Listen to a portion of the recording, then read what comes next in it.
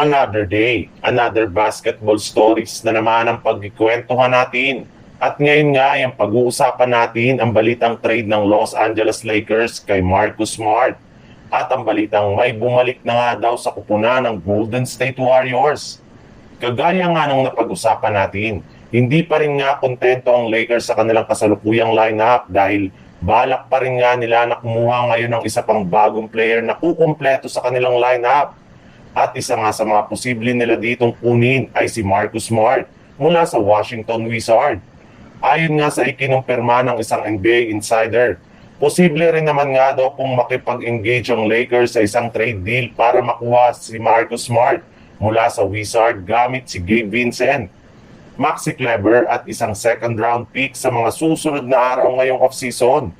Sa ngayon nga, ay si Marcus Smart na lang ang pinakahihintay na makuha ng Lakers bago tuluyan ng makumpleto ang kanilang line. At kung sakali man nga na magawa nila yan, ay magkakaroon pa nga sila ng dalawang bakanting roster spots at magkakaroon pa sila ng pagkakataon na makuha ang biannual exception na maaari nilang i-offer nila kay Damian Lillard at maging kay Bradley Beal. Sa ibang balita naman, napatunayan nga ulit ng Golden State Warriors ang kanilang frontcourt pa rin nga ang pinakamahinang parte ng kanilang lineup. Dahil ito nga ang pinaka-pinupunterihan ng kanilang mga kalaban. Hindi nga sila makakapagdepensa at makakagalaw ng maayos sa ilalim ng basket na kawalan nila ng isang legit na center. Bale, umaasa lang naman nga sila dito parating sa kanilang undersized big man na si Draymond Green na parati rin naman ngang na-outplayed sa painted area.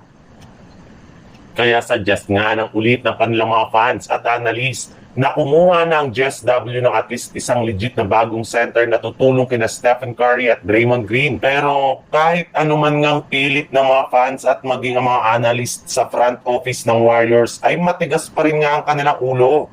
Dahil base nga sa inilabas pa lang na balita, mas prioridad pa rin daw ng kanilang team ang pagkuha ng isang point guard. Yes, ipinahiwatig pa nga ng kanilang head coach na Steve Kerr na plano nila na kumuha ng isa pang bagong guard na magagamit nila bilang kapalit o backup ni Stephen Curry sa tuwing hindi ito naglalaro sa kanilang lineup. In fact, isa nga sa mga balak nilang gawin ay yung pagkuha muli sa kanilang dating player na si DeAnthony Melton.